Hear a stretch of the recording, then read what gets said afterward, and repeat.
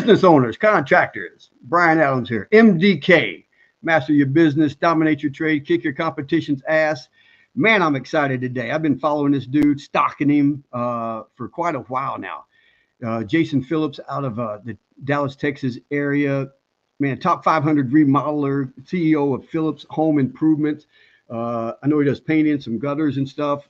And now, I'm excited to see how long he's been helping the different contractors. And this is what I've been telling. I warn you guys about this every week. It seems like a couple of times a week. There's so many people who will just buy a couple of YouTube video courses from Alex or Mosey and God bless. I love all these guys. But they have it's almost like a professor trying to teach you how to run a business who's never ran a business. And that's not what Jason is. Jason is not only has he built successful businesses, he's still running them. I mean, and it's not only that. I've told you guys over and over again, everything is connected to everything. And that's what Jason teaches. I mean, he's got like marriage retreats.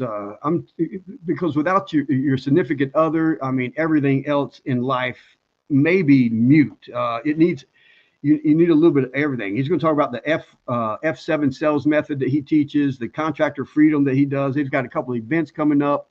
But we're going to get to know him. I'm going to bring him on in here. So help me welcome my man. Let's go.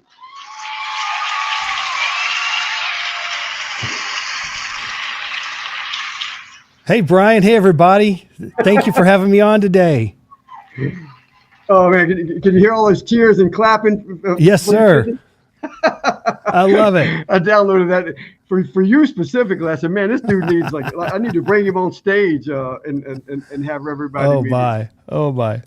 Oh man. Hey, Jason, was it today that I seen you? You've got the Viper, and it looked like you were having it towed to get some work done to it. Is that true? Yeah, that was my first baby, and it's got a blown seal in one of the turbos, and so it's off to the shop. All right, man. So I'm going to be driving. Where are you at exactly? I know it's Texas, and I think it's the Dallas area, somewhere around there. Yeah, our main headquarters for my company is in Allen, just north of Dallas. Yeah. I'm going to be spending the night in McKinney, Texas. Oh, that's just 2 exits up. Yeah, I'm getting ready to jump on my Indian motorcycle. Probably a week and a half from now. I'm going to leave here, go to New Mexico, from New Mexico to McKinney, Texas, down to, I got a buddy that's in Pensacola, Florida. I'll be there for about 2 or 3 days, up to Myrtle Beach. I'm going to grab my wife. She's going to jump on the back. We're going to go down to the Florida Keys. I got a contractor that rented a big house. I've never been to the Florida Keys. And I'll take her back to Myrtle Beach. She'll fly home, and I'm going to cross the country and visit a couple of more contractors on my way home. But I'm looking forward to that. Man, you're living the life. I don't know. I'm running out of time. I'm trying to squeeze in as much as I can, man. Not everybody can. And I got to be honest with you, man. I usually try not to interview guys that are better looking than me. My wife says, like, you ain't going to have him on, are you? And I'm like, yeah, I'm going to. Oh my gosh. Oh, you crack me up, dude. and tell people, because you look 44, you look 40, but I think you were fibbing me, but I know you're a Christian guy, so you ain't gonna lie to me, but you're 54. But I mean, tell these dudes that because when I started really researching and diving in deep, I was looking at some old pictures of you, and I could see your face, how you've lost weight, right? I'm not right. Yeah, that's true. It is, man. But you told me earlier, over 1,000 days, right? 1,870 days consistently that you've been working out. That's very true. Yes, through vacations and COVID and all that stuff, I've even on my worst days, I've got to just show up, and even if I'm just lifting the bar, doing all I can, because I don't want to break the chain. Man, say the number. I want these guys to hear the number. I don't want to hear it from me. 1,870. God Almighty, that's great. Because man, my big thing. Over all the years it boils down to 2 things, and it's discipline and consistency. It's the consistency in all areas of life that will help you either succeed or fail. my friend and mentor Jim Rohn said it's small little things that you do every day that's going to determine consistency in bad habits or successful habits, and you get to decide. Brian, that's so true. I for so many years I would work out and I would get started. I'd go for 1 or 2 weeks, and I'd miss a workout, miss another one, and I would just fall off. And I'll tell you, the one that changed everything for me was that simple book, Atomic Habits, by James Clear. And he told a story about someone who said they just wanted to be the type of person that didn't miss a workout. And I'm like, that's me. Yeah. I'm not going to miss a workout. No matter how bad I feel, I'm going to show up. And you know what the crazy thing is? Even when you let's not say you're sick, but let's just say you're just feeling like, I just don't feel like it. You show up, you warm up, and before you know it, you're in the groove and you have an amazing workout. Yeah. So that was a game changer for me. That one thing. Yeah, that's good. And like I said, I have, man. I'm like kind of stalking you, but you pop up, and you've really been popping up recently because you're doing a lot more of the shorts and the clips, and you do a lot of leadership stuff, which I really appreciate. But man, I'll see you and your beautiful wife driving around Dallas, I guess, with the top down and enjoying the weather, or on your way to church, and it's like, man, people need to see more of that. And it's not that you're trying to sell and there's a lot of guys that try to sell this fake lifestyle because they haven't accomplished anything. And I'm going to be throwing a lot of profanity. I know you're a Christian man, and so am I, but I come from the streets. But I appreciate it, and I've watched some of the stuff that you do in house because you have the Phillips home improvement, which is more than just painting. And I wasn't sure, is it a little bit of everything? Is it the gutters and the paintings? What is it exactly? It's a great question. It's painting, roofing, and gutters. That's our primary focus is on those three core line items. Man, because I just interviewed Dimitri from Roofers Insight a couple of weeks ago, and man, we've talked back and forth several times because he's got a great story coming over from Russia. But he's got a great YouTube channel too. He does, very good, very good. And he's another guy that didn't just. He's honest. He just tells it like it is. But were you born with all the success that you got? I mean, have you always had the beautiful cars and beautiful women and the top? Oh man, stuff? No. For the first 10 years, Brian, I'm like the Energizer Bunny. I kept my face to the grindstone. I didn't look up, and I'm just, give me more, give me more, give me more. And I worked, and I preach about contractor prison and contractor freedom, and man, my business and was running my life. It was stealing from my family. My business was getting the best of my effort, the best of my mind and my emotions, and my family was getting my leftovers. And the worst part is I was letting it happen. Yeah. And thank God that I had a wake up call and changed it and decided that, why else do we build a business? Yeah. Why are we building a business? It's so we can build a better future for our families, our loved ones, and in our community and those around us, right? But it's easy to get stuck in the daily grind and all of the needs of the business, especially when you're a small business owner and you're wearing so many hats, and it's hard to really excel at any one thing. And man, I see that all around me in contractors all the time, and it just breaks my heart. And my goal is to just elevate their lives, let them, so to say, stand on my shoulders and reach higher. And so if I can share some nuggets of wisdom and help people leapfrog the timeline and have success sooner in their career and in their life than I did, then that's going to make me feel good. Hey, just how did you get into construction though? I mean, were you the kid at high school going, I want to build things, I want to be in construction? Did you go to college? What'd you do? No, I was actually I started working for a friend at church that had a residential painting company, and I started selling. Well, then they started a multifamily company, and that started taking all their time, and someone else came in to buy the company and was then running it into the ground. And I was about 6 weeks behind on my paycheck, getting groceries from my parents' pantry with my wife and my baby. Was totally broke.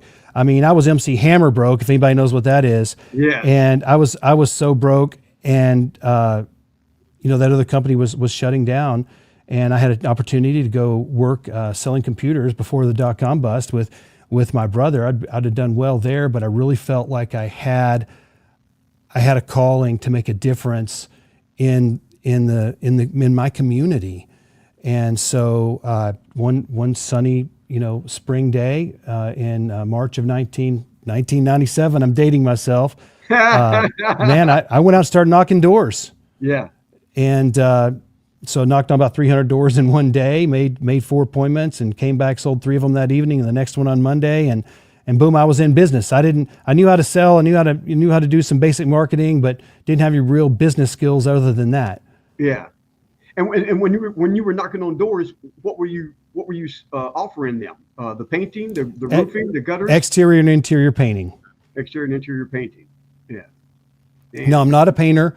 I'm not a craftsman. So I had a crew lined up to do what I call the real work. And for a while, I was the carpenter doing the repairs on the rotted wood and the baseboards and such. But that lasted for a few months, and the company was just growing because I was sowing so many seeds in marketing, and then we grew pretty quickly. Yeah, and I don't know, it's a catch-22 for me. As like I tell guys all the time, is like almost wish I didn't know how to do the trade. It took me, because I knew how to do the trade, it took me longer to get out of the trade. It'd be like getting golf lessons, and you do pretty good for a couple of holes, and then you start blowing it, so you go back to your old habits again. And I would get out of the trade part and start running the business and be okay. But as soon as someone made me mad, I was like, I can fire you. I can do it myself. I was like, and I tell people, is like, you've got to get the mindset is knowing how to do the trade has absolutely positively nothing to do with running the business. And I know that hurts a lot of guys' feelings and it upsets them. And I'm like, dude, you got to get your ego out of the way. It's like, it just doesn't have anything to do with it. You can hire someone to do that for you. Brian, you've touched on a hot button of mine too, man. The thing that helps us get started, a lot of times it's our confidence, it's our bravado, whatever it is. It soon becomes our limiting factor because we can't build a team, we can't delegate due to all the reasons you just said right there. I can do it myself. I can do it better. And at the end of the day, when we realize, that we're not really in the painting or construction business, we're in the people business. Yeah. Well, man. Real quick, man, because I want to start diving into all of that stuff, the AI, the for sales and stuff. But I'm going to throw myself a little.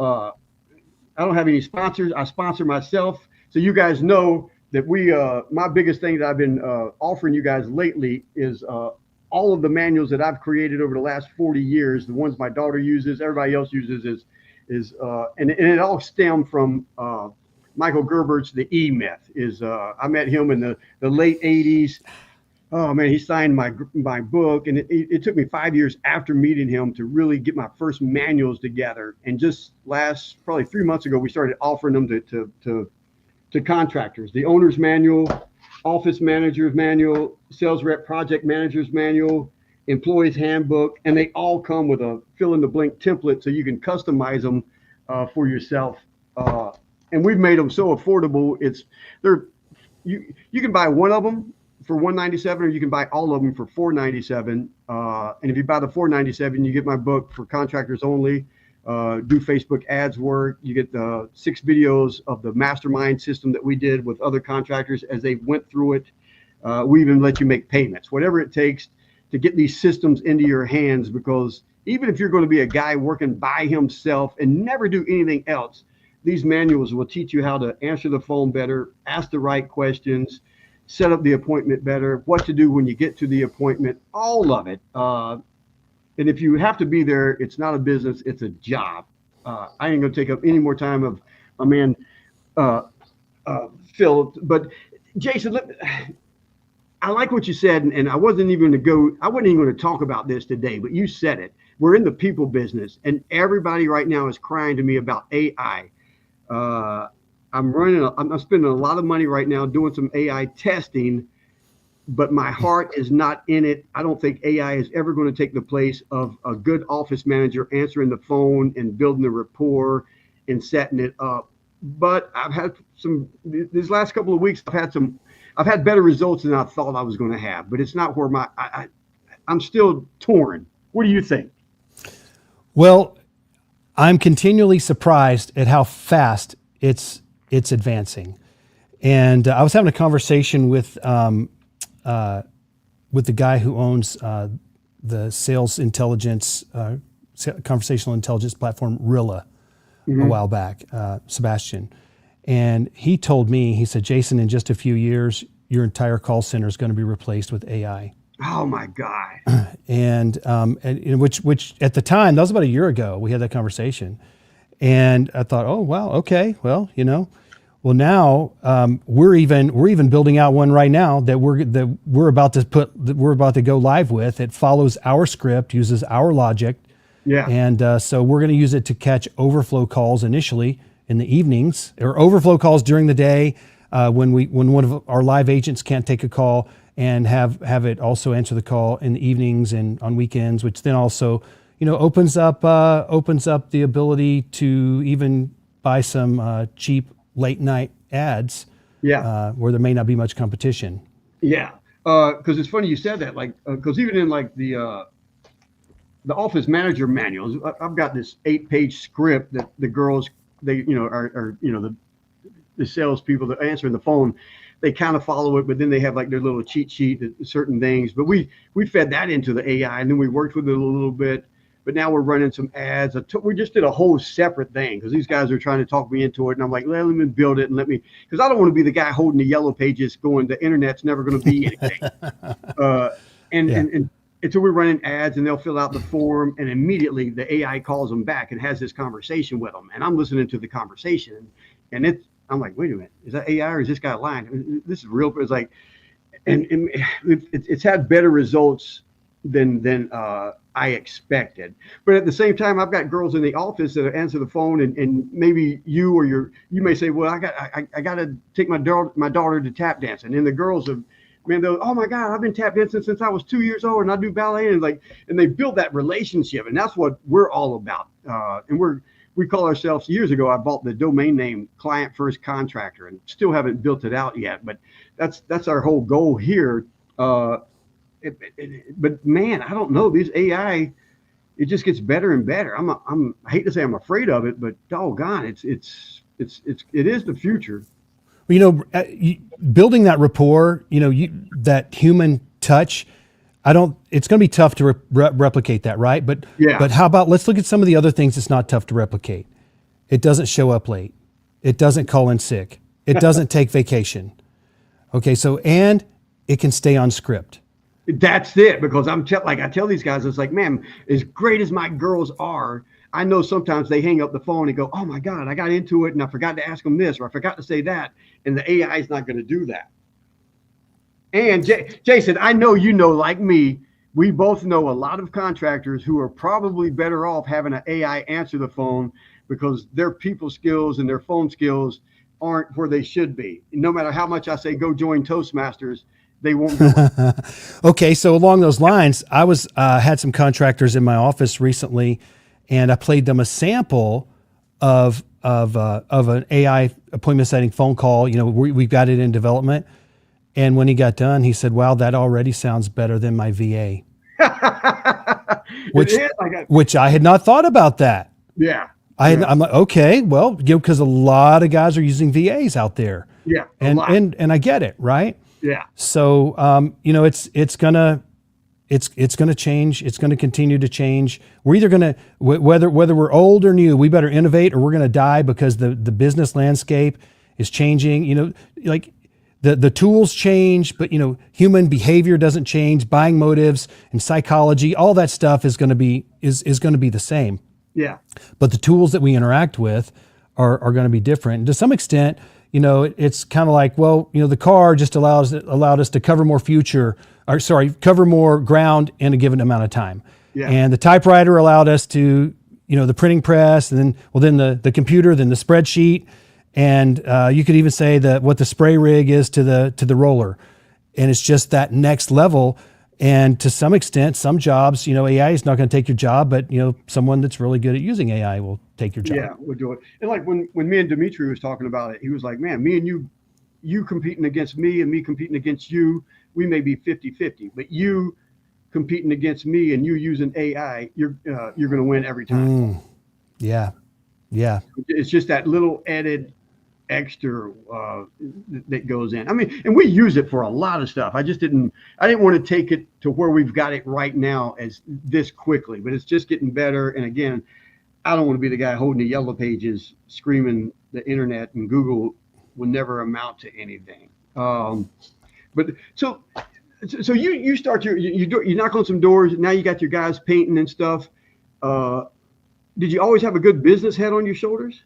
Did you have to figure, because maybe not, because you said you were working so many hours, and I've said forever, is like guys always say, man, I'm making all these sacrifices for my loved ones. And when in reality, it's the loved ones that are being sacrificed. Well, boom. One day I came in late from work, and my wife, Rochelle, she, met me halfway between the kitchen and the front door in the living room. And she's, you're late again, blah, blah, blah. And I said, I was telling her what I was doing. She said, Jason, I would rather live in a shack and have you than have everything in the world and have you working all the time. Yeah. And that was hard for me to hear, because I'm like, no, I'm conquering the world for you. We're going to, you got the new SUV and we got a house now and it's all these things I want to provide. I want to make your life better, but she's not in it for things. She's in it for me. For you. And I mean, I've got a good wife, right? Yeah. So, but that was hard for me to hear, very hard for me to hear. Yeah. Yeah. So what changed it for you? Because if you hear that, a lot of like everybody watching this right now, or not everybody, but most of the business owners and contractors watching this right now, they've heard it, they know it, but it's something like, I don't know, maybe they get over, they don't know who to trust on the internet for sure. I get that. But at the same time, the information is there. What did you do next that would change that? Well, I don't know that wasn't really the pivotal point. That was an impactful moment, but I'll tell you, the most impactful moment was I was sitting in my home office one night after midnight, typing into QuickBooks with my big CRT monitor, and I had some music streaming on the radio or whatever it was, and it's late. The kids are in bed. The house is dark. It's quiet, and man, I tell you, that song "Cats in the Cradle" came on. Yeah. Yep. And I'm just sitting there, and it talks about my child arrived just the other day. He came to the world in a user way, and the story, for those that don't know, it's a story about a little kid that wants to spend time with his dad, but his dad's always working. Yep. And then later, when his dad retires, he wants to spend time with his son, but now his son's all busy and he's working. Yep. And he's like, he grew up just like me. Yep. And that song shredded my heart right there. And I just got tears running down my face. And I just was overcome with a regret, first of all, but then it just changed to this like righteous indignation. And I just slammed my hand on the desk and I stood up and I just said, God, I need your help. And it was a moment in my life. And I saw a picture in my mind at that moment of three paths that I could take. And the first path was, well, I could quit. I could just quit and go back and do something else. Yeah. Well, if I quit, who loses? All my loved ones, they're going to lose. Mm-hmm. If I could pull back and work less, well, I was going to provide less and feel like a failure and feel like less of a man. Maybe not that would make me less of a man, but at the moment I would have felt like less of a man. And the third option I saw was to build a team. It was to build a team. And I'm like, okay, I've never built a team before, but I think that's the answer. And so I decided to build a team of people. And I did. Unfortunately, if teams were trees, I built a willow, not an oak initially. Yeah. Okay, so eventually I had to chop that tree down and build a better tree later. But building that team of people with salespeople, project managers, just office people, additional staff, And basically all the hats that I was wearing, I just started hiring people out for it. And so revenue went up, income went up, and I got time. I got a lot more money, and it felt really good. Yeah. For a season. But I mean, but the real truth, the hard part is like I tell guys all the time, is like, dude, if you can build a business, it's hard. It's crazy hard. And no matter how much information I give someone on building a business, I tell them, look, I said, all this is going to do is cut down on the hardness a little bit. You're still going to go through all the growing pains. You're still going to grow that. You're still going to build that willow tree. You just won't spend as much time building it, and you can get to the oak tree faster because the lessons that you learned is what got you to where you're at. I mean, and there's no way to grow without pain, period. And you know that from working out 1,870 days. But the road to success is paved with failures, and failure is the price to pay for success, right? It is, and it has to be. Yeah. I don't know anybody who's done it right from the ground up yet. No, and it doesn't. And I'm telling you, even working with you or any of these other guys who really can help them, that just means it cuts down on it a little bit. It doesn't remove it. And some of these guys want it removed. I'm like, dude, there ain't no such thing as removing it. Well, there's some people that aren't willing to, one of my favorite things that Dave Ramsey says, and he talks about this in regards to the finances. He says, if you'll live now like others won't, you can live later like others can't. Yes. Well, there's also about when you're starting a business, it's a lot of effort. And I liken it to maybe a fighter jet going to launch from an aircraft carrier. And when they're launching, the catapult, pulls them. But when they go off that deck of that aircraft carrier, they dip down and some of them almost touch the water. And they got full of afterburners on trying to take off, right? And then once they're up flying, they can tone it back a bit. But if we're not pedal to the metal starting our business and getting it to that flight mode, that getting past that survival mode, then we're just going to flounder forever. And I know a lot of people that aren't prepared to put that amount of effort in because there are trade-offs. Unfortunately, in the early days, I traded time with my family, but I also, and I traded social things. I traded hobbies. I traded all kinds of stuff because I knew what I was building. Yeah. And so you have to, because you hit the nail on the head. It's 10 years. Like I wasn't really arguing with this guy, but your contractor was asking me for help, and I'm like, and he's telling me, where he wants to be in 10 years and what he wants to do. And I'm like, dude, none of that's going to happen. None of it. And he's like, what do you mean? I'm like, dude, it's like, you can say you want all of that, but your actions speak so loud, I can't hear what you say. I said, I know about the things I tell you that you need to be doing every day. You're not doing any of it. I mean, you're doing like 1% of what I tell you. I said, no, it ain't going to freaking happen. And I ain't going to be, it's like, well, that ain't motivated. I ain't here to motivate you. I'm here to tell you the truth. That's right. And the action that you're taking every day isn't going to get you anywhere that you think you want to be. And well, how long do I got to do it? I said, and forever until you go work for someone. It takes a solid 10 years with you, like you said, your head down, driving forward. I'll say, just go follow. You don't have to hear it from me. I'm an old dude. Go listen to Tommy Mello. He's younger than me. He put his head down for 10 years. He didn't have a family. He set all the money back into the business like I tell you guys to do. And to think you're going to start a business with no money, God, yeah, you can do it, but it's going to be friggin' hard. You're going to have to sacrifice a lot of other stuff. It's just, there's no easy way. And someone who tells you there is just, they're lying to you or they don't know better. And both are bad scenarios. Yeah, it's not easy.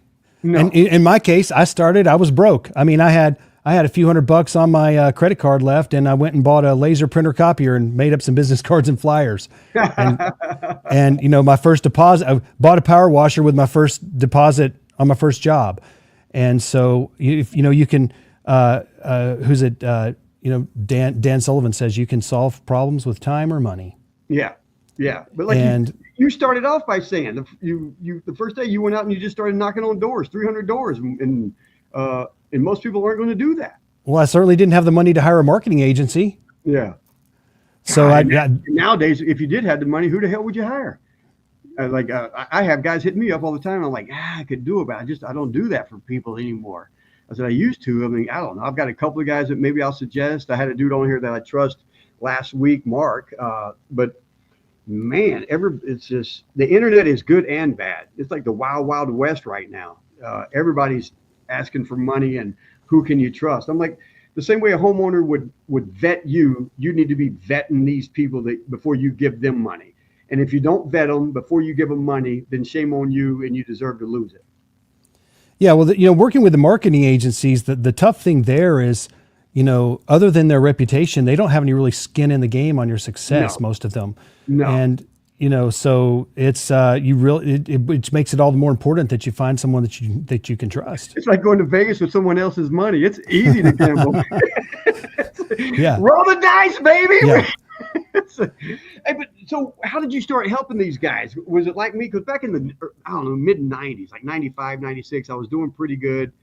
And I'd be at, different network marketing events or like different shows, and guys would ask me, what are you doing? And so I just started helping people by accident. I never, like, even way back then, I sold my first company in 2000, at the end of 2001. I hit the road traveling with Les Brown and doing personal development seminars, and got back into construction in like 2005. And by then the internet was full swing, and I knew pretty much about it because of what I had been doing the last, 3 years. But I never thought about charging like somebody business owner to help them grow. And you've got the whole contractor freedom, which I love just the name of it, because they almost don't go together. If you're a contractor, right. You Right. don't have any freedom, but you think it's like, it's the whole book of E-Myth. It's the entrepreneurial myth. You start this business thinking you're going to have all this freedom and money, and it's the last thing you have. So how did you get into that? Well, funny story. In 2017, I was on this TV show on CNBC called Blue Collar Millionaires. Gotcha. And a lot of painters around the country saw that and saw me, and so started connecting with some people that way. But I wasn't really ready, to really give back, because I was remodeling my company at that point. And we were doing 12, 13 million, and it wasn't set up the way I wanted it, which we can certainly talk about that as well if we need to.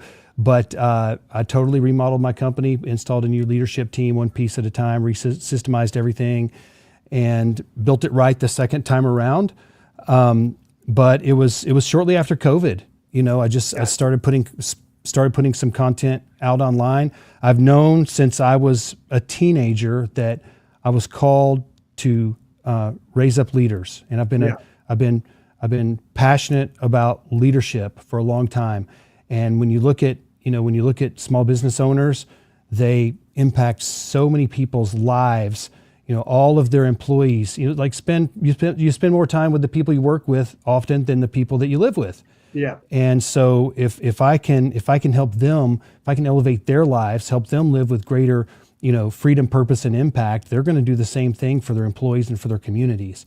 And so I just started reaching out, helping people, and speaking at various events, and podcast guesting and such, and producing the content. So hey, so yeah, I mean, let's just back up a little bit, because you're like restructuring your business, and you're already doing what you said, 13 or 17 million. And most people, it'd be like freaking Tiger Woods winning the Masters in 2000 and then telling his coach, I need to fix my swing. It's like, wait, what are you doing? Okay, so let me tell you why. What are you doing? Okay, to some extent, okay, my customers weren't getting what they deserved. Mm-hmm. We didn't have solid processes. Everybody would sell things slightly different. And the training was, well, I trained this guy, and this guy trained this guy, and this guy trained that guy. So it was like a copy of a copy of a copy, generational loss. Did you have the manual in place? No, I did not. I did not. Gotcha. And that's the problem. Yeah. And so I ended up with people that were all freelancing, is what we call it. They were all freelancing. And some are better than others. And I had, unfortunately, my initial vision, Brian, was a terrible vision.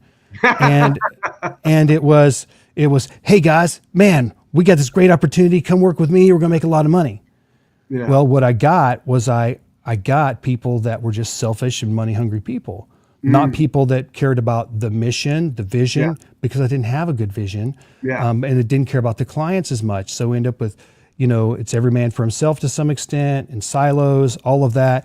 And my leadership team, I didn't have a foundation of trust with my leadership team. And I read a Pat Lencioni book that just rocked my world called The Advantage.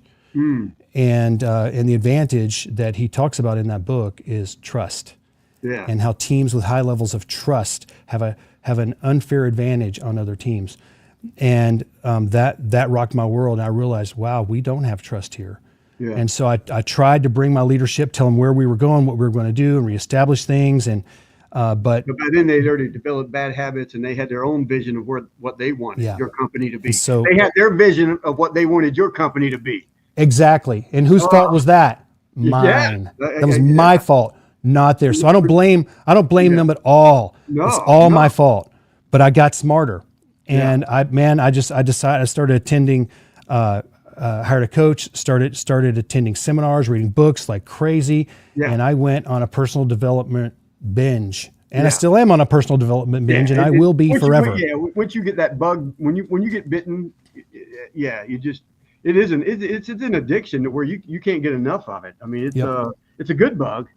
Oh man. So where did you find these new leadership people? And before you found them, did you go ahead and set down your base of what because all through our manuals, everybody knows this, like we're a client first contractor. What that means is whenever anything comes up, we always approach it from what's in it, what's the best for the homeowner, like at all means. It's like, no, we don't want to lose money. Nobody wants to lose freaking money. But at the same time, it's like, look, man, we're here to educate them and do what's best for them, like we would want someone to do for us. So that's our baseline, and then we grow from there. So did you figure all that out first before you started hiring your new leadership team, or did you? No, it was a work in progress, and I was a work in progress, and but I tell you, Brian, I really believe there was a lot of prayer involved here, and I really believe that God connected me with the right people, and brought them on, and two in particular helped me just transform my culture in a very short time, and I'm forever indebted to them, and they're still with me today, and they're are my senior leaders, and so we worked on our core values, and then when you start integrating that like into your hiring process, well, now you're attracting people that are like you. You're automatically repelling people that don't match your values. So this doesn't work overnight, but it slowly starts to build. It's kind of like that flywheel, that heavy flywheel that Jim Collins talks about. It takes time, but it slowly starts working for you, and now it's like we have the term. It's called teamily. It's team and family, and we really do love each other, and we care about each other enough that we're going to speak hard truths to one another. Yeah. And so that's a term. We're like, are they teamily? Are they exhibiting a teamily attitude, right? And so it's not just Jason championing the culture.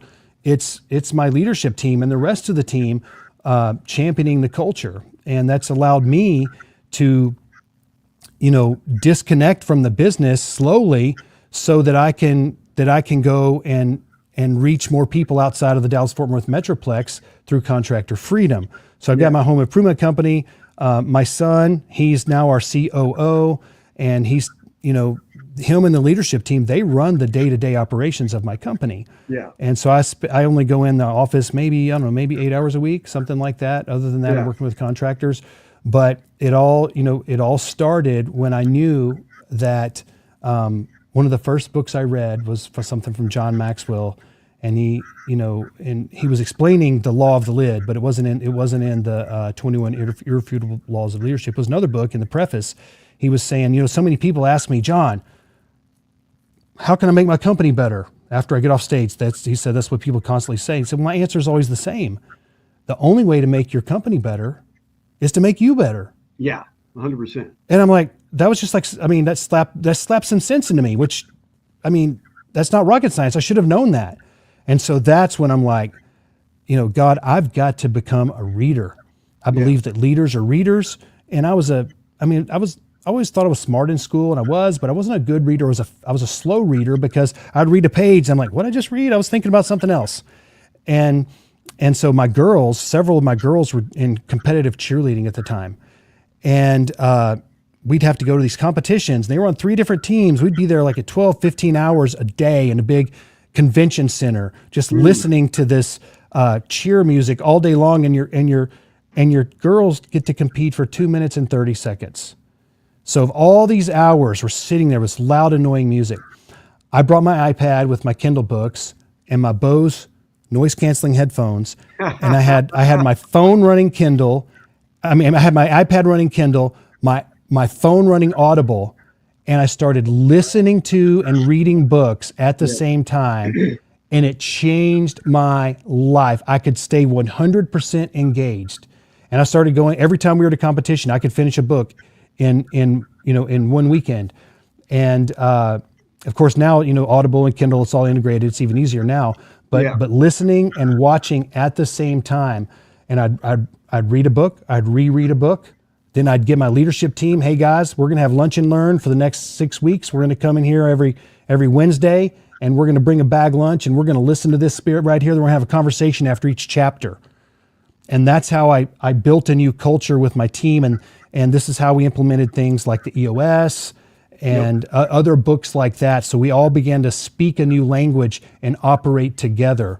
I brought them with me. Man, that's good, because I tell people all the time, God in his infinite wisdom had me quit school at like 16. I mean, I couldn't read anyway. I can read now, but I had to teach myself to read. But I say it was a blessing that I was so dumb. I mean, so uneducated, and I knew it. So when the time came that I was lucky enough to meet a man, I was working on his house, and he never seemed to go to work. And I'm like, dude, Mike, when do you go to work? And he's like, man, I'm working now, Brian. I'm like, what do you mean? You're here all day.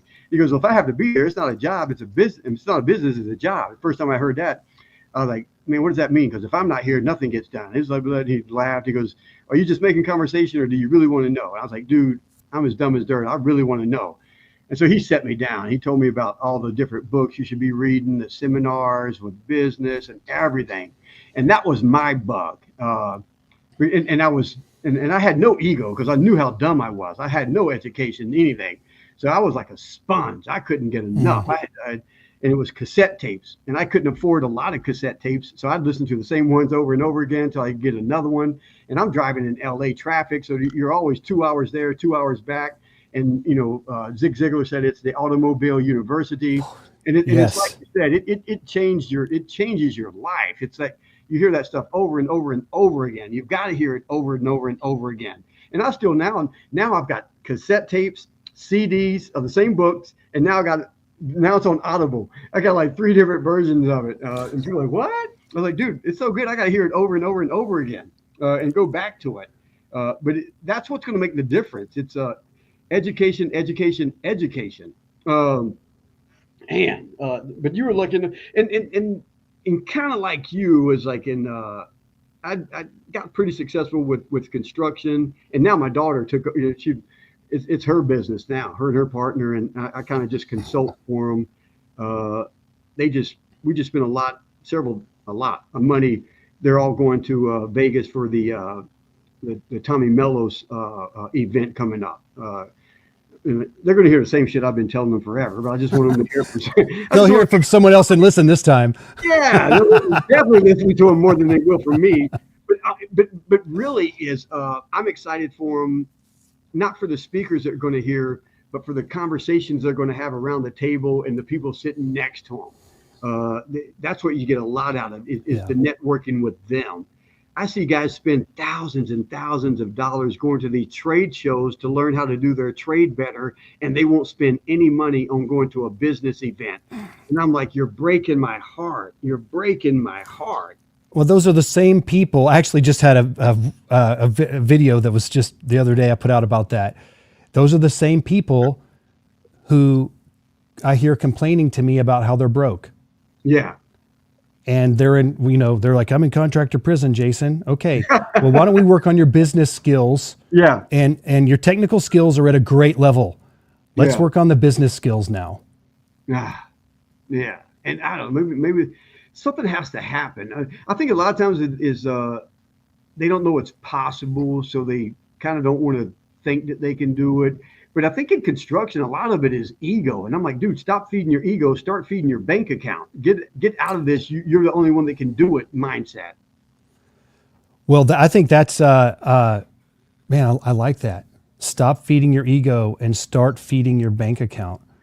That's good. I'm going to borrow that. That's good. Jason, I'm sorry, but I didn't do it because I did hardwood flooring forever. And I didn't do it because I was loving it and I was a craftsman and all this other. I was like, dude, I had to feed the family. That's what brought the money in. That's why I'm doing it. How can I bring more money in?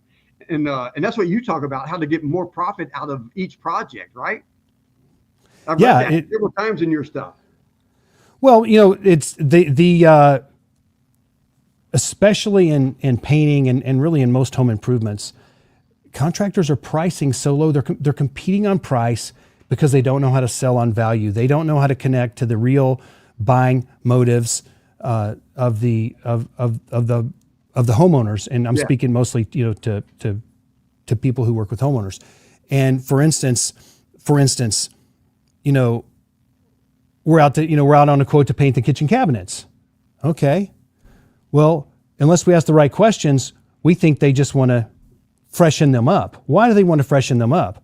Well, it may be because the in-laws are coming in 3 weeks for Thanksgiving. And last year when the in-laws were here, mother-in-law said how I'm not a very good housekeeper and how I don't take care of my kitchen. So the buying motive there is a complete different level. That's an emotional thing rather than just, hey, my paint is dingy or peeling. And, we've all got those when we purchase things.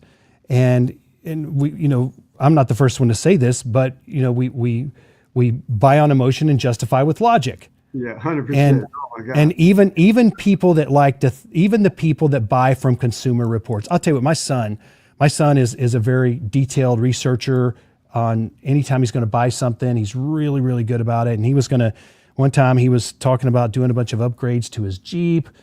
And I told him, I said, Josiah, there's no way that makes sense financially.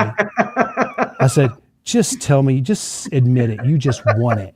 You just want it. And he finally said, yeah, I just want it. I said, it's okay. It's okay. But let's get real. This is not a logical buying decision. We're just going to use logic to make ourselves feel better about it. Yeah.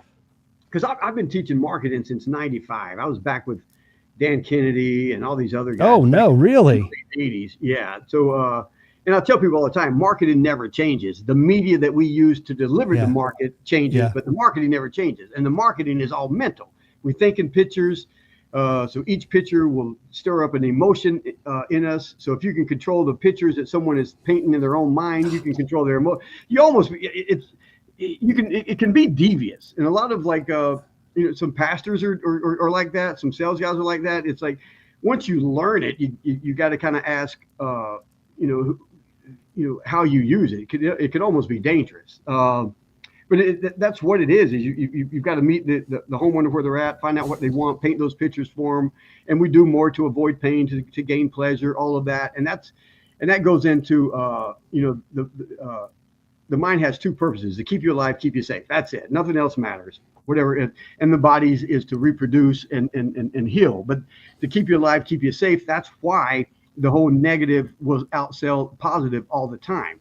I mean, I could go on and on and on. That's what I've done for so many years. Like tomorrow night, so now my schedule is we do MDK podcasts with guys like yourself who can offer contractors, and I try to weed out I'm not bringing anybody fake. I like the real successful guys like you who not only live it, you teach it, and all of that, in all aspects of it. And then Wednesday, tomorrow, I'll do mental martial arts, defend yourself against your toughest opponent, you.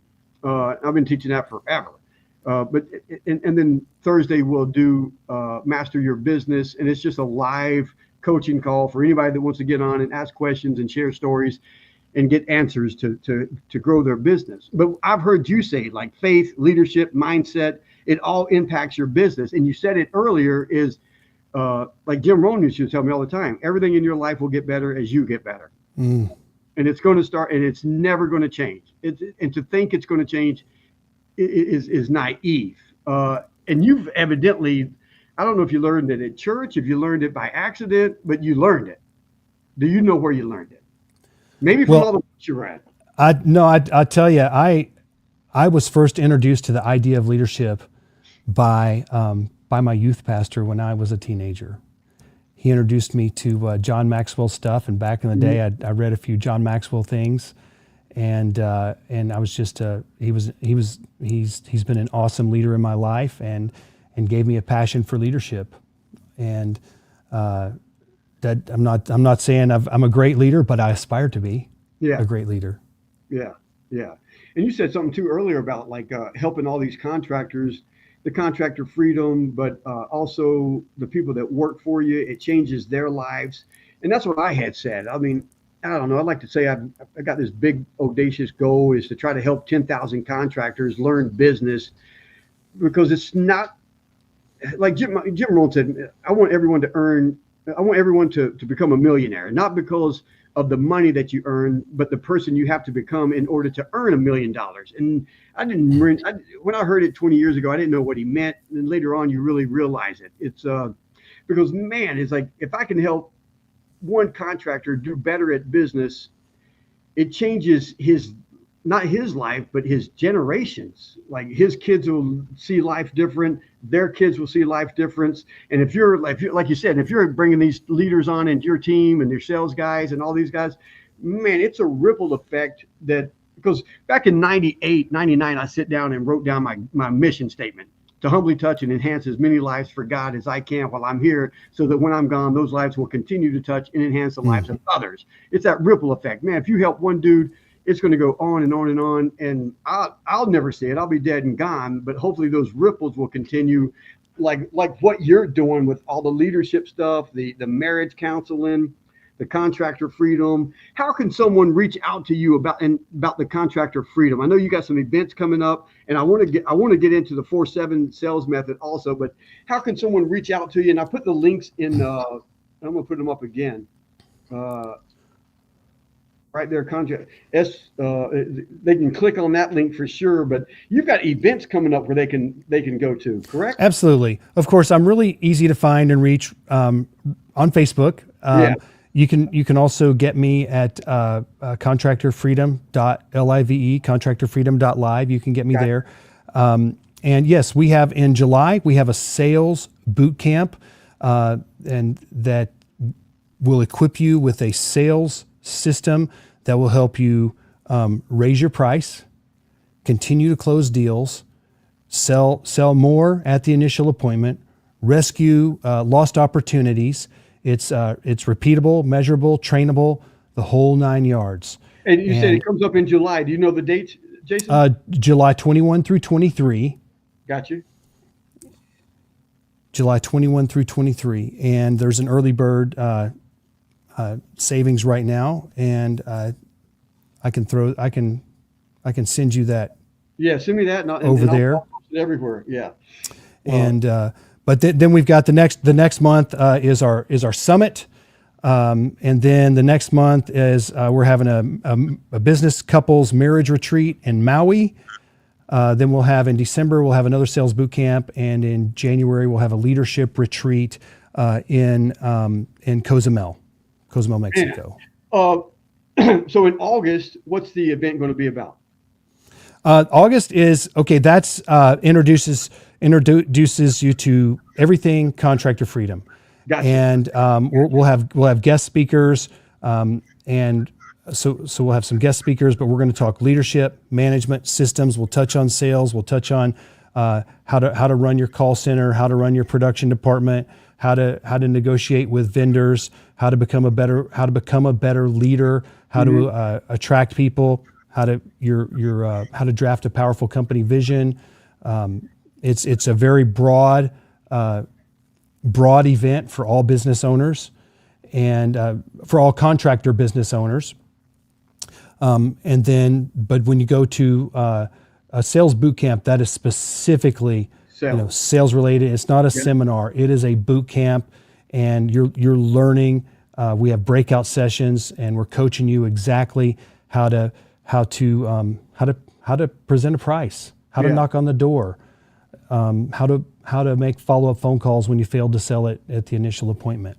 Yeah, and I like that you're teaching too the whole sales call center and stuff because, man, I don't know. Over the years, the last 3 years, really, we've had a lot of people ask me, and we almost thought about trying to set up a call center for smaller business, but I could never get it to where the price was affordable for the mass majority. And I really want these guys to learn how to do it in-house. And it's kind of like you just said, you started with you, because I tell people, I hear these guys the biggest complaint is like, oh man, can't get nobody to work for me, man, nobody wants to work anymore. And I say, dude, everybody wants to work, they just don't want to work for you.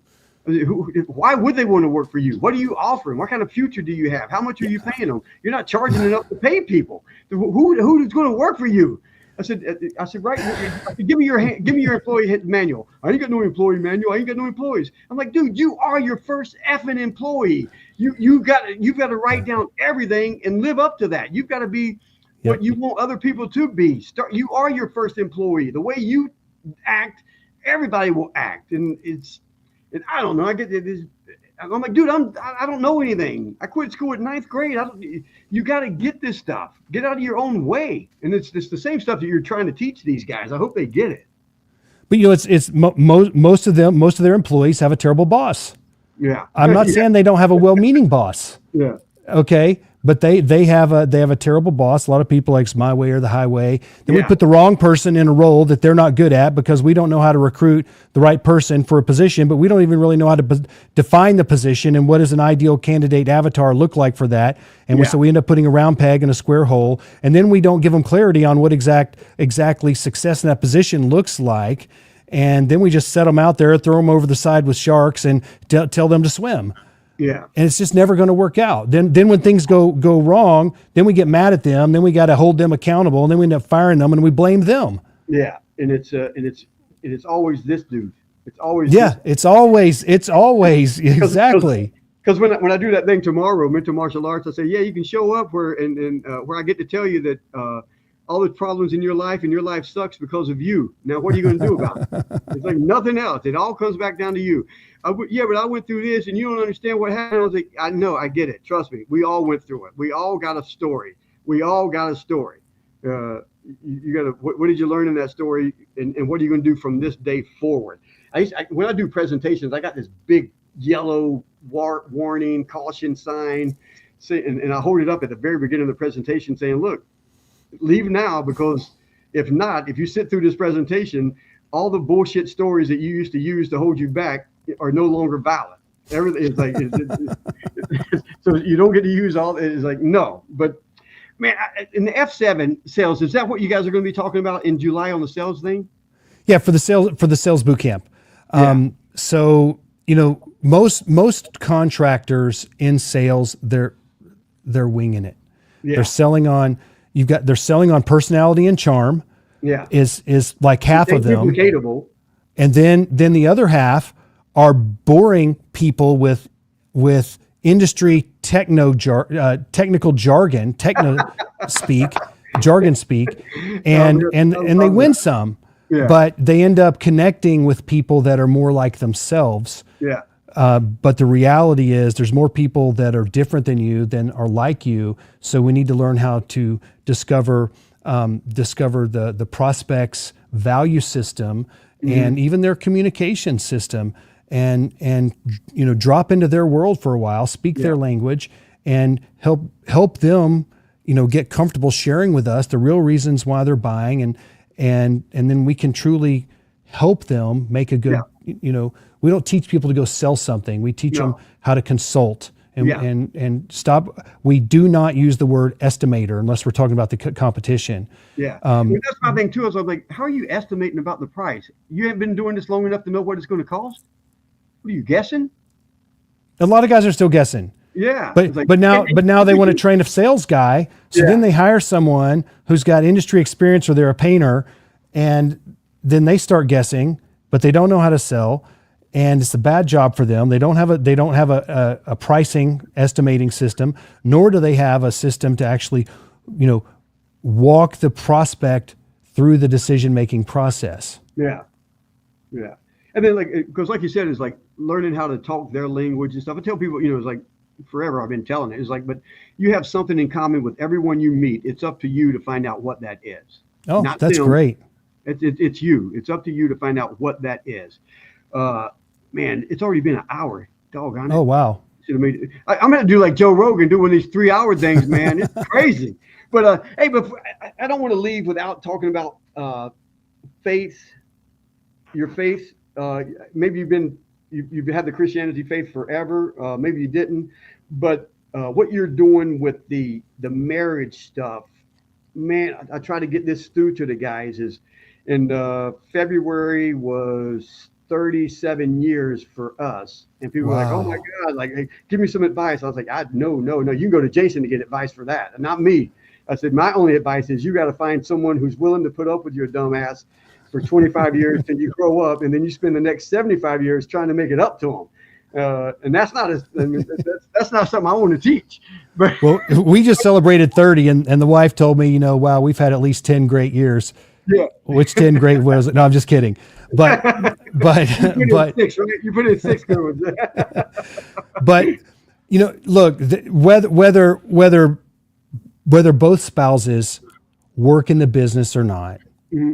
the business creeps into your entire family. Yes. And the stress. I was just talking to someone today. He's like, "Man, I'm bringing all this home to my wife, and I'm stressing out my wife,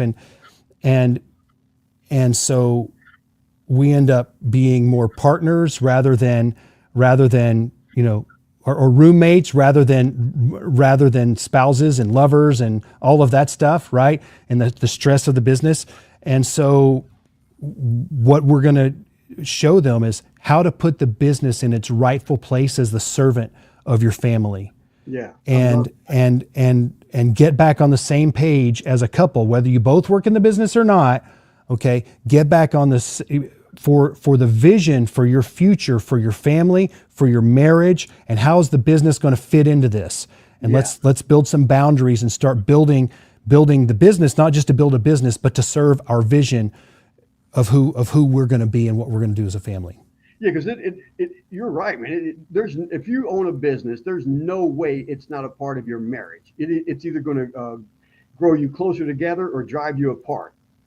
And having someone like you explain that to them is huge, because so many people just end up, going through the divorce and all the other stuff. Well, here's the other thing, Brian, is in marriage, so many times opposites attract, and then they attack. And so, your faster paced people will be attracted to a slower paced person.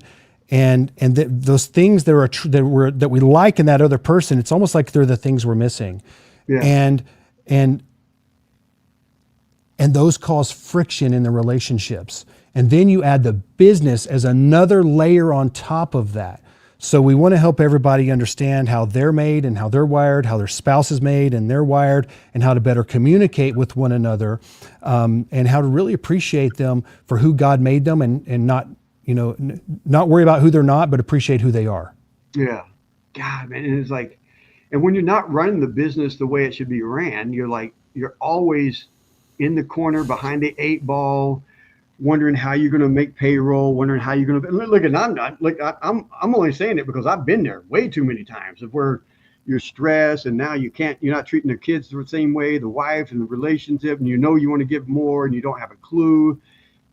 There's so many good guys out there like you and Dimitri and Tommy. I haven't met him personally yet, but I really believe in what he's doing. So the help is there, and I tell these guys, and I hate saying how old I am, but man, I'm the dude who used to have to put the carbon copy in the typewriter and type it out. So you had like that kind of way before those printers and other stuff. But with the internet, and again, the internet's good and bad, but man, the information is there. Just the stuff that just my YouTube channel alone, you could spend hundreds of hours and eat the stuff up. But then with the Audible and your stuff and everybody else, you do have to kind of weed through the BS. But who do you trust? How do you know who to trust? There's so much information out there. Yeah. And I guess you got to kind of vet them out. But I trust you because I looked at you and I researched you and I've seen some of the meetings you're doing with your company and now I guess your son's company. the faith. I see you and your and really, I mean, I see you and your wife driving around. I said that's a dude I trust. Wow. I just I just because I'm big with websites and everything for me is video. And when you get to someone's website, the first thing I have them do is a welcome video. And I just had a couple that worked together. Said, man, if you're going to do a welcome video, do it together. And man, does it make immediately they started having, it was like, because it's just a husband and wife. It shows, and they're big time Christians too, but the faith shows, it comes across on camera. It ain't no polished $10,000 video. They took their cell phone and made a video. And I tell people mentally, that's what I want you to do, because when it comes across from your cell phone, it's the same video that you send your friends and your family. It's not polished. It's not this. It's not that. It builds an emotional connection almost instantly, subconsciously, that the other person doesn't even know about. It's kind of devious, but at the same time, it works. But you come across as real. You're right. Yeah. You're right, man. Yeah. It's not scripted. But I'll see you guys in the car with the hair down, and your wife is, and she's going along with it. Because I've got a couple of pictures of me and the wife, because she's camera shy, but she's the one who made me do all the videos way back when. Wow. My daughter still uses a video that, shoot, I think I made it when, oh my God. My wife filmed it on her 8mm camera that we used to take to the school to film the daughters dancing and stuff. And when we uploaded it to the internet, there was no YouTube, and we had to download it to the computer and edit it through Pinnacle. And it was a pain in the butt to get it on but she was right. My wife is like, no, we're making a video. And it's kind of funny. I mean, because I'm like, oh my God, I'm editing that out later, and I didn't edit it out. And my wife's in the background laughing at me, and it's all snowy and like I wouldn't put it on anybody else's website, but now I'm superstitious and my daughter uses it. All of that stuff, but they've got the links. You've got the website. Then I'll repost all the events, so maybe they can click through and take advantage of the early bird special. Boy, I wish you had one coming up in a week or two when I'm in town. I'd drive past there. Well, you know what? I bet I've got a lunch coming up if you've got time. I may make it. I'll send you the dates when I'm going to be, because Charlie's on here watching it now. It's like when I get on my bike, I'll fill my saddlebags up with some of my books, and I'll just stop and wherever anybody, I'll say, hey, man, take a book, man. Very cool. To help you.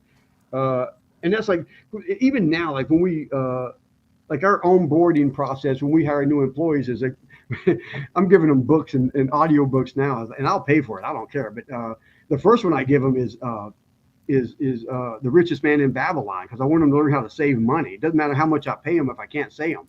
But we do the Dave Ramsey stuff with them. A lot of education, and they know the future goal with us is, if they want their own business, I'll help them. My daughter now, but we'll help. I'll give them everything. Well, if they can just start a whole nother location somewhere, and if they want to be a part of it and franchise out, or if they want to do their own thing. But I want to teach them. We want to teach them as much about business as we do about the trade that they're doing, so that they're never trapped doing just the trade. I want them to make as much money and do whatever they can in the future. And that's what I tell guys, is like, oh man, you don't understand. I'm like, dude, you don't understand. It's that negative mindset that you have, thinking people are going to take advantage of you. And yes, some are. But are you going to let that person dictate who you are, what kind of person you're going to be?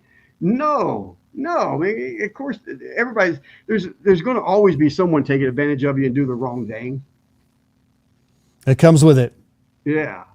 Any last thing before we get out of here that you want to share with people? I would just echo what we've already said. That the lid on your business is you. Yeah. And there's so much more available. You don't have to be a slave to your business. And gosh, I mean, looking at, Brian, those roadmaps, the books you've got right there, that's just a blueprint. And for someone not to take advantage of that, it's just absolutely crazy. And the price you've got on that's incredible. But you can build a life of freedom and purpose and impact, and contracting business can fund it all for you.